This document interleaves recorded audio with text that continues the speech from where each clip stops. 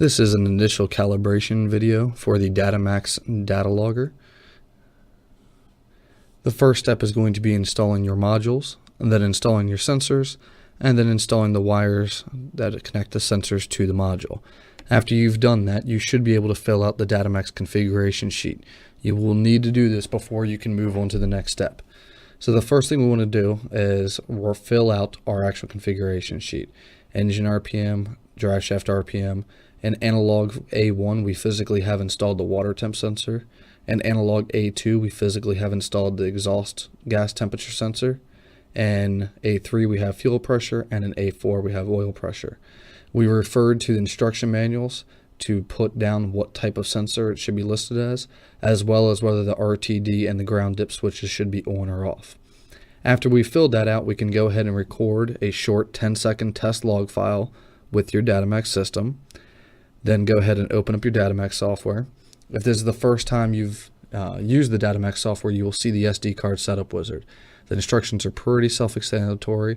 It's basically just going to try to find your SD card and memorize that location for you. So we're going to get next. Now it's asking for us to request the card, so we're going to place the SD card in. Now it automatically found the SD card for us, so we're going to go ahead and hit finish. If it did not find it, then just follow the instructions on the screen. After we have told the Datamaxx software where the SD card is, we can download the log file. Now to download the log file correctly, we want to hit this SD button.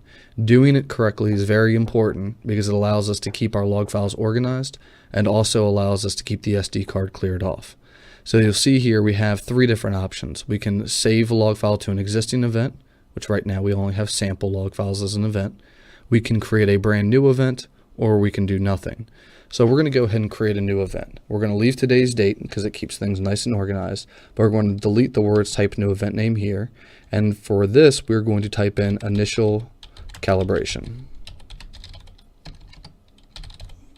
And then we're going to hit the copy here directly to the right.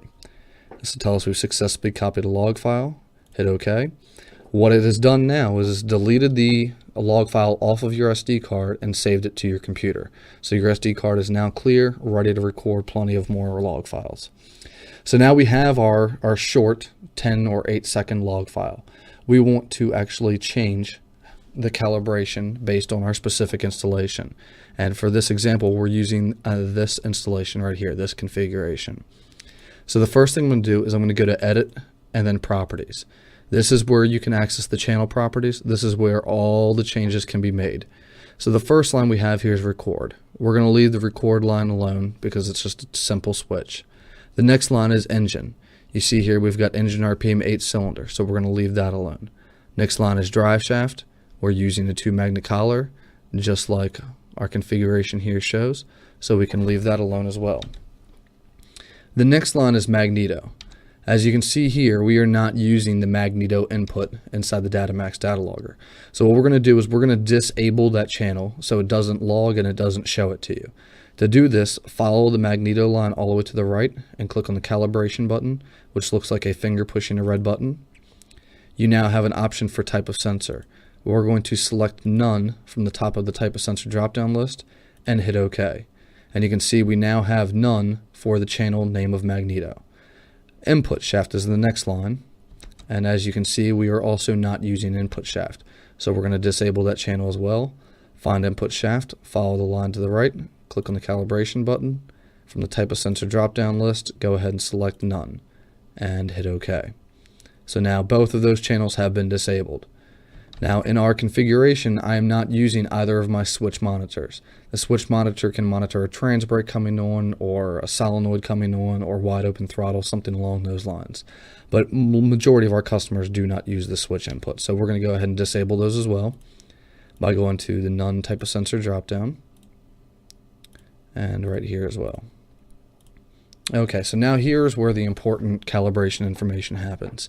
In main module analog 1, the default is that it is indeed for water temp. If we take a look at our configuration, we do in fact have water temp installed in A1. But our sensor type is going to be the DatCon. It's the one-wire sensor. And in the calibration currently, it has got one of the different sensors. So we're going to change that calibration. To do that, click on the calibration button, And from the type of sensor drop-down list, go ahead and select the DATCON 02022-00 temp. This is the calibration for any of the one-wire temp sensors. So we're going to go ahead and change the type of sensor and hit OK.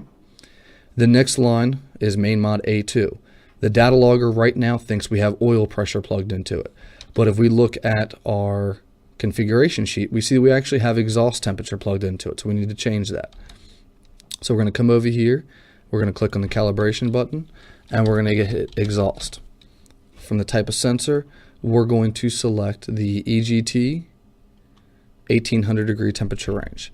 Now what's going to happen is because we already have a channel name of exhaust, when we hit OK, it's going to say this channel name is already in use. So what we're going to do is we're going to temporarily call this exhaust X. Hit OK. Now we've got exhaust and it is the correct type of sensor that does in fact match up with our configuration sheet. So next sensor is A3. We physically have fuel pressure installed there. If we look at our sheet, our calibration, we have fuel pressure. This one is labeled as a 30 psi, whereas ours is a 15 psi. So we need to make a small change there. So we're going to click on the calibration button. From the type of sensor drop-down list, we're going to go ahead and scroll up and choose 15 psi. Hit OK. Last line is main mod A4. It thinks we have exhaust actually there, but in fact we have oil pressure and the autometer style oil pressure sensor.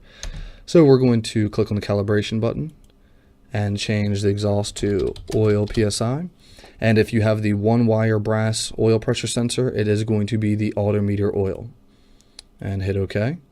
And now that we've changed that original exhaust channel name, we can go back to this exhaust and fix its name.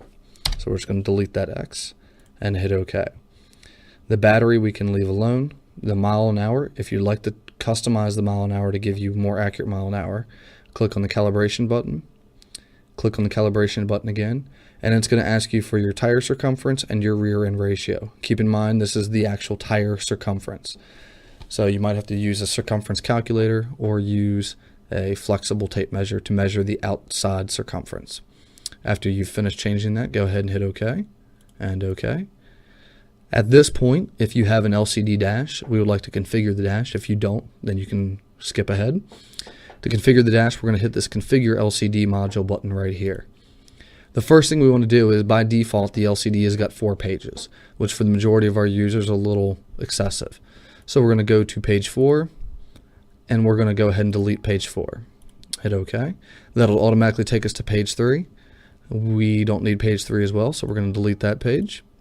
This will take us to page 2. Page 2 is by default for the 8 EGTs. So in this circumstance, we do not have 8 EGTs. So we can delete page 2 as well. This will leave us with a single page, make things a little bit less confusing in the future. At this point, we now have what would be a virtual version of the dash. You've got your 4 left channels, you've got your 4 right channels, you've got your center number, and your actual gauge dial, which both of these we want to leave as engine. But since we have some sensors in here we don't really need, what we can do is we can move oil over here and we can actually select blank. So instead of showing sensors we don't have, it will simply just not show anything in that area. And you can completely customize where these show up. You can have them show up in multiple places. The sky is the limit when it comes to this. So once you get your LCD page configured, go ahead and hit OK. Now what we want to do is we want to send the calibration to the data logger. Now keep in mind that the calibration information that we just changed right here, it is actually not saving it so much to the SD card, but it is actually saving it to the Datamaxx data logger itself. So the Datamaxx data logger, every time it records a log file, it has that little calibration at the beginning of it. So it doesn't matter which SD card you use, as long as it's one of ours, or which computer you save the log file to, it will always have this custom information. So what we want to do now is go ahead and send the calibration back. So hit send config to Datamaxx via SD card. It's going to ask you if you want to set your hardware clock. If you are close to your Datamaxx data logger, then we can say yes. If you are not, then say no. Essentially, the SD card has no internal clock. So for every second it takes you to get over to the car, as a second it does not know how it has passed. So if you wait 5 minutes, your clock's going to be 5 minutes slow. I'm pretty close. I'm going to go ahead and say yes, and then hit OK, and OK. And now I'm going to go ahead and take the SD card over to my computer, my Datamaxx data logger, place the SD card in, wait about a minute, and you are good to go. Usually I would recommend recording another short 10-second log file to verify that your calibration is correct. Or if you do have the LCD dash, it should be pretty obvious that you now have your custom settings.